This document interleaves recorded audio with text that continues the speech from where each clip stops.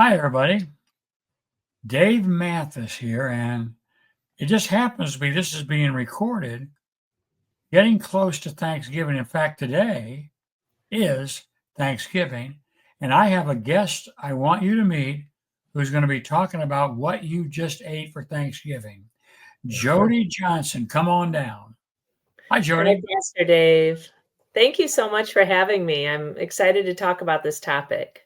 Well, happy Thanksgiving to you. Well, happy Thanksgiving. Now, we're ready to help people after Thanksgiving because I don't know if I should say it this way. Many of our viewers are sitting in front of their television set and they realize they've ate too much. Hmm. How did you do today? Pretty good? Yeah, I mean, it's a struggle. There's so many good things, but you just have to, choose wisely. You can't have everything, Did you but choose no, wisely? Did you choose wisely? I did for the most part. I think it's with anything, you don't wanna feel that over fullness at the end, then you're just miserable. So I really try not to do that. Now, we talked about this months ago when I scheduled you to be on our program. You were on before, and I Yes. said, you're a trainer, you're an expert in fitness. And I said, I'd like to have you come back on Thanksgiving and talk to our viewers about what went wrong on Thanksgiving. Mm. And you said you do it. So here we are. So here I am. Yep, you're right here with us. And we're doing a Christian program. We're going to do it in a Christian way. So I'd like you to tell us what exactly is your favorite Bible verse or verses? Okay, sure.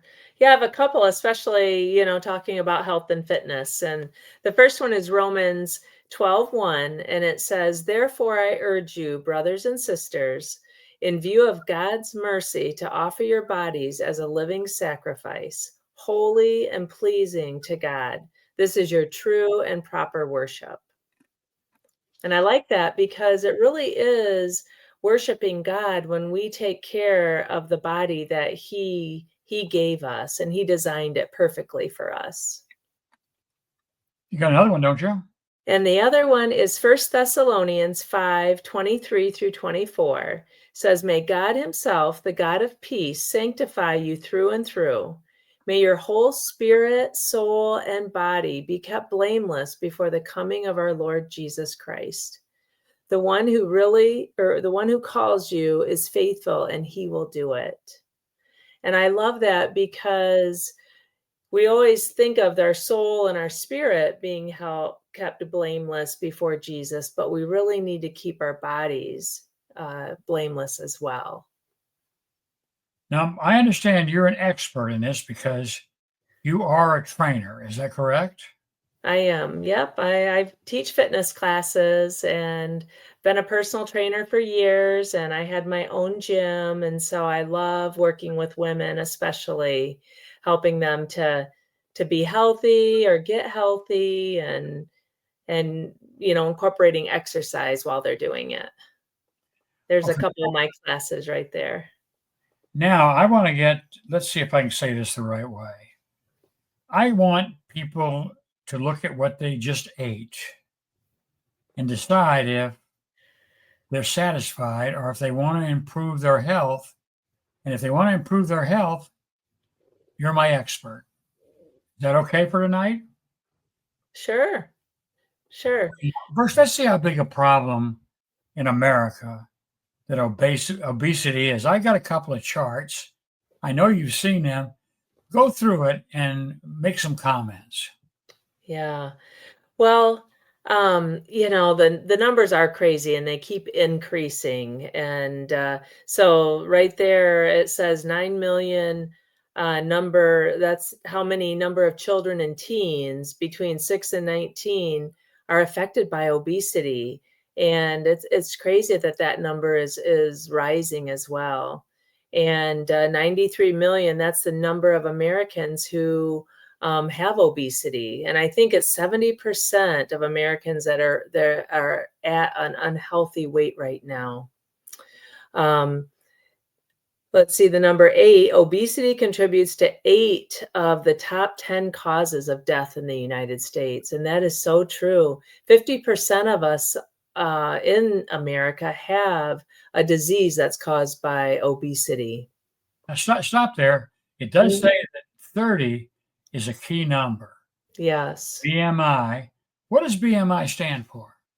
BMI is body mass index, and it's the relationship between your height and your weight.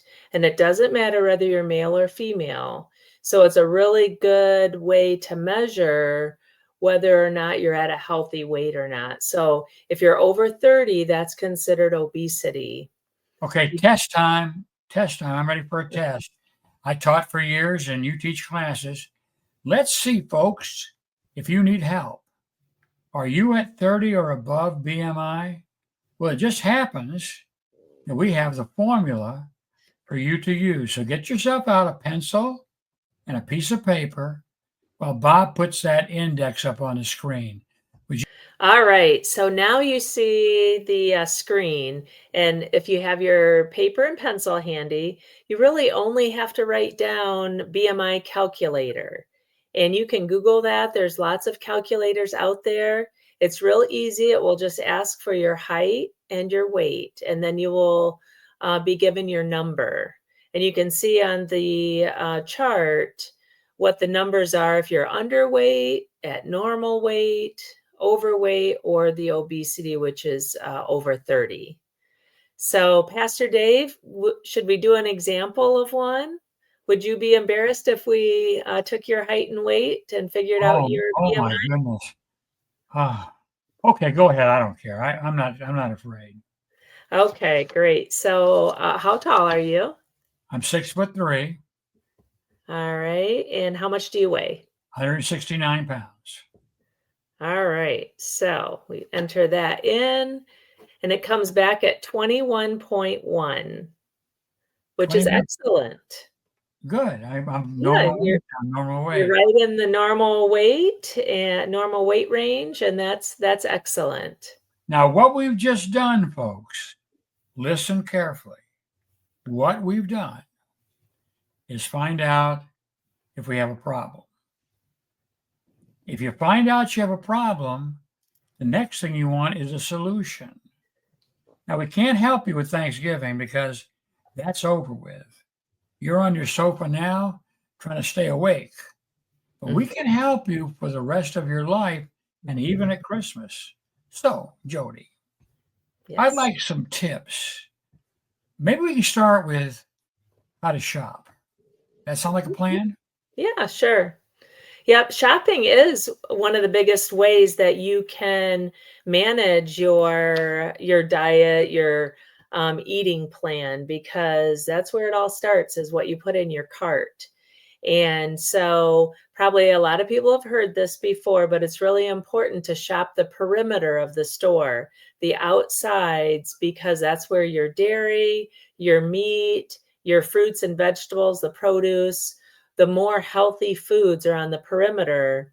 And when you're going up and down the aisles, there's a lot of highly processed foods in the aisles. So if you can try to stay away from those as much as possible, you're going to end up with much better choices in your cart. You said people know that. I never knew that at all. But I was thinking as you go, as I walk around that grocery store, when we go into the first is the fruits on there first, you see.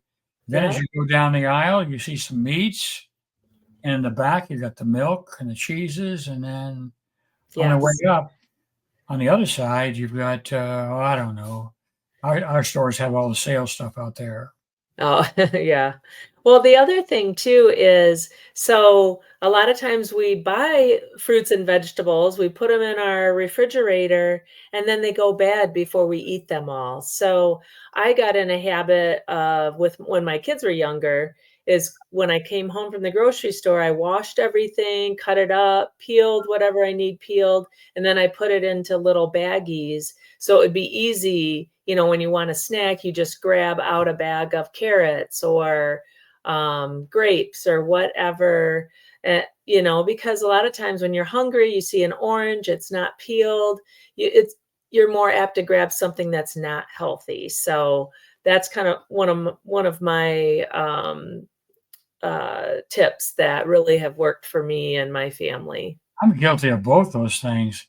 My problem is if I got an orange, I'd have to peel the orange, and it's much easier to grab a cookie out of the Yeah, container. I'm exactly. I'm just telling you the truth. I have trouble with that. Yeah.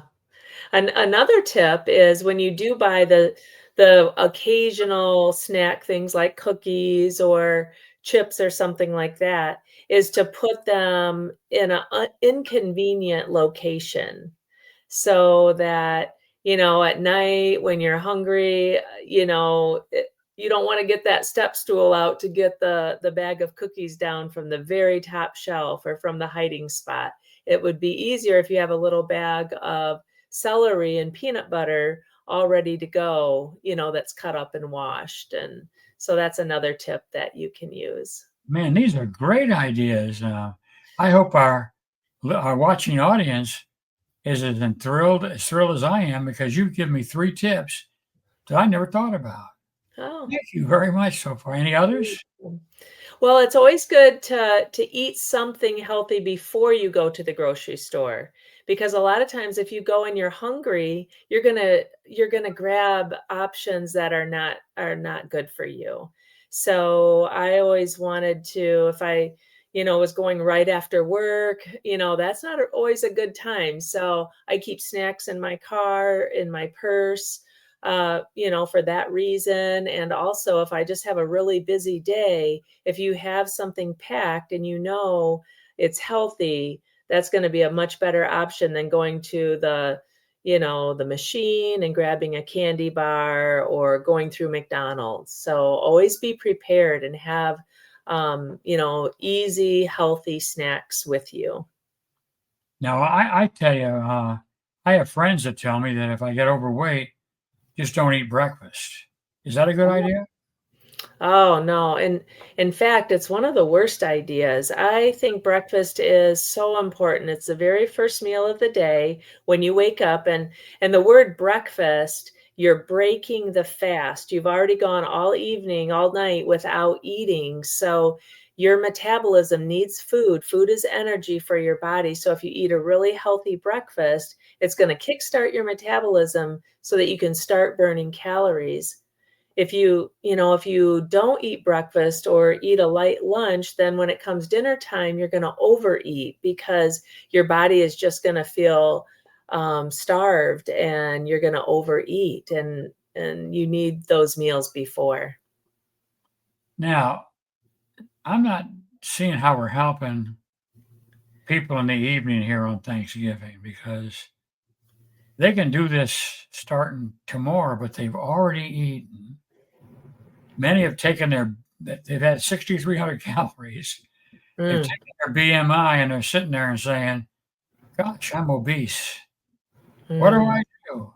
So my question is that I always learned that diet and exercise go together. And that's a hard thing. I belong to a club, and one thing yeah, I think I was right after Thanksgiving, join a club.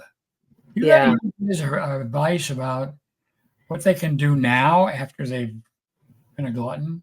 Yeah, absolutely. It really is never too late, and you shouldn't feel guilty. Sometimes we make mistakes, but the better thing to do is to think positive, to set a plan, and to, yes, go ahead and join that gym, but be sure that you start slowly and know that this is a long-term plan. It took a long time to gain weight and to get, to where you are now. So it is gonna take a long time to get healthy, but Can I if add you something there? Can I add something Mhm. there? Is it okay with Yeah, you? absolutely. I'm thinking I belong to a gym, a club. I belong to it for probably near under 30, about 30 years or more.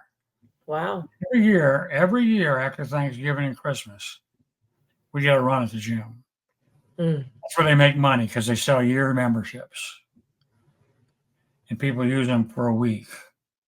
And I've watched over and over people that listen to experts like you, who tomorrow morning go out and join a gym. Then we'll see them Mhm. next 3 or 4 days, and the first thing they do is get on a treadmill like they're in high school and now they're 80, and they try and run as fast as they can for 10 minutes, and I don't see them much anymore. They're probably in the hospital. Yeah. Yeah, people, they get all anxious and, they're ready to make changes, but these changes are not going to happen overnight. And if you push yourself and overdo it, your body could be injured because it's just not conditioned for that type of exercise yet. So it's really much better to start slow and do a little bit each time that you go. Increase your visits, increase your time, but take it slow and don't worry about what your neighbor is doing or the person next to you on the treadmill, because you have no idea what their fitness level is. So this is really about you and your body, and knowing that it is going to take some time, but you're making yourself healthy by continuing with that program. I want to back up again just a second. I want to come back to the gym in a minute. But Sure. a lot of people think that the key is join a gym. Do you have to join a gym? Can you do it without spending a lot of money on equipment or a gym membership? And if so, what do you do? Yeah, absolutely. Yeah, you definitely don't need a gym, but there's so many different things you can do at home. You can exercise in your living room. If you have weights, there's things around your house. You can use canned goods. A lot of people do have weights at home, and that can be helpful. If you have stairs, you can walk up and down the stairs more often. You can take a walk around your neighborhood. You can do squats. There's so many things you can do. It's more than anything, it's just staying motivated. It doesn't matter whether you're doing high intensity interval training or if you're doing a steady state exercise. Whatever you can do that you're enjoying, that you're going to be able to stick to. Now let's talk about how long it's going to take. Okay. My guess is that you get a certain amount of calories for exercising and you get a certain amount of calories for eating. So if you take those numbers and subtract them, you find out what the deficit in calories is, right? Yes. Yes, and in order to lose weight, you have to burn more calories than what you're taking in. And if 1 pound is equal to 3,500 calories, you need to, figure out if you divided 3,500 calories by 7 days in the week, you would want to decrease your calorie intake by 500 calories a day so that you could lose 1 pound in that week. Now, maybe your goal is a little healthier than that and you want to lose 2 pounds. Then you need to decrease that calorie intake or increase the number of calories you're burning so that you have that deficit of calories so you can lose weight. I want this to stick, so I'm going to ask you the questions again. Okay. The question we just had. We're going to try and find out. So at home, if you got that pencil and paper you used earlier, you can write these things down. Number one, what deficit do you have to have between what you eat and your exercise to lose 1 pound? So if you want to lose 1 pound in 1 week, you want to have a deficit of 500 calories, because 500 for 7 days is going to be 3,500 calories, and that is 1 pound. And really, if you're exercising, you're burning calories, but it's not going to be 3,500 calories for exercising for an hour now, is it? No, no, and that's the thing you have to kind of consider, is that typically 1 hour of exercise, depending if you're just walking or jogging or maybe you're doing a high intensity workout, it's typically between 250, maybe up to 400, and in rare cases maybe 500 calories per 1 hour of exercise. So you want to keep that in mind. If you're exercising maybe 3 times a week, you could burn, maybe 750 up to 1,500 extra calories in that week's time. But then you want to keep track of the calorie intake that you have as well. So don't get discouraged, right? It takes time and work to do anything worthwhile. Absolutely. And include God in your plan, because God made our bodies and he wants us to be successful. We can go to God anytime with prayer and just ask him to help us to be more disciplined, help us to make good decisions when we're choosing food.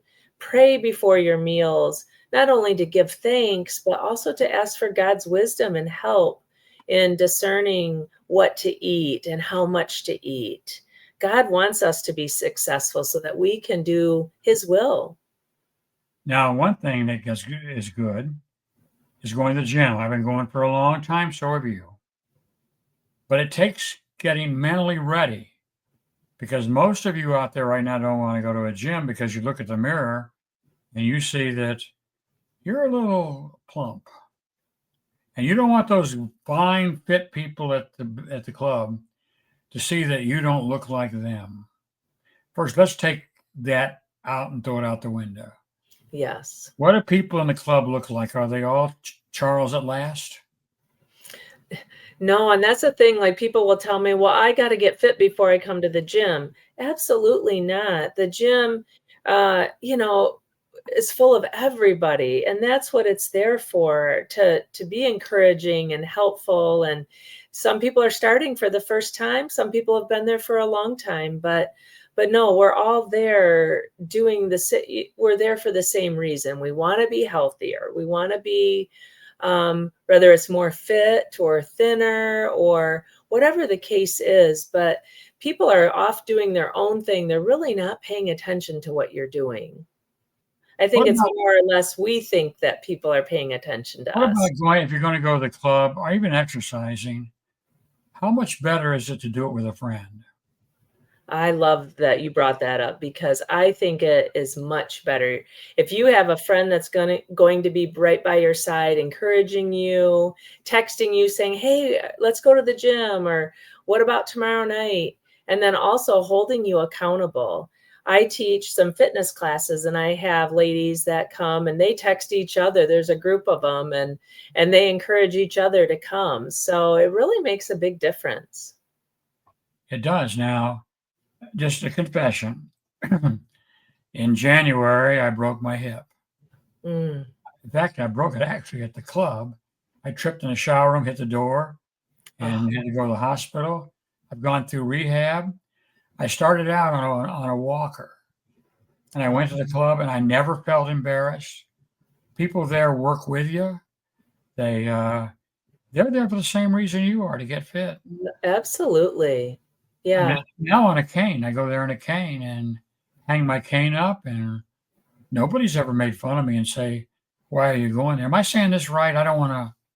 No, I totally agree, and I think it really is like our insecurities, feeling that people are watching you or laughing at you and it really isn't, especially, the gyms that I've been at, there's so many people that want to see you succeed because they were there at one time, and, people that you don't even know will come up and encourage you and say, positive things. And so I really think you have to try it and then you'll be convinced once you go that everybody is there for the same reason.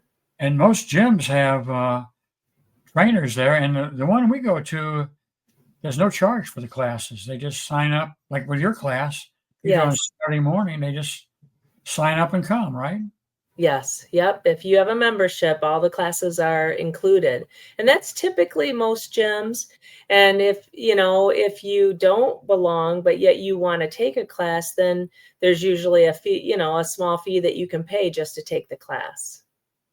But it's nice to take the class and then be Mhm. able to work on days they don't have the class, and even afterwards, go out and walk on the treadmill. Yep, absolutely. Oh, I this is think coming winter. I'm as excited as you are about this. It's coming winter. If you've been walking all summer, you're going to find it harder to walk unless you live in the South. So Mhm. it's you can go Yeah. every day. It's like summertime in there all the time. Is that right? Yes. And the other reason to maybe take a fitness class is it's good to you don't always wanna do the same thing, you want to challenge your body and do different things because your results might be a little faster. So, taking classes or working with a trainer, that will help you to change up your routine, over time, which will be a big benefit. And our club even has, trainers for hire.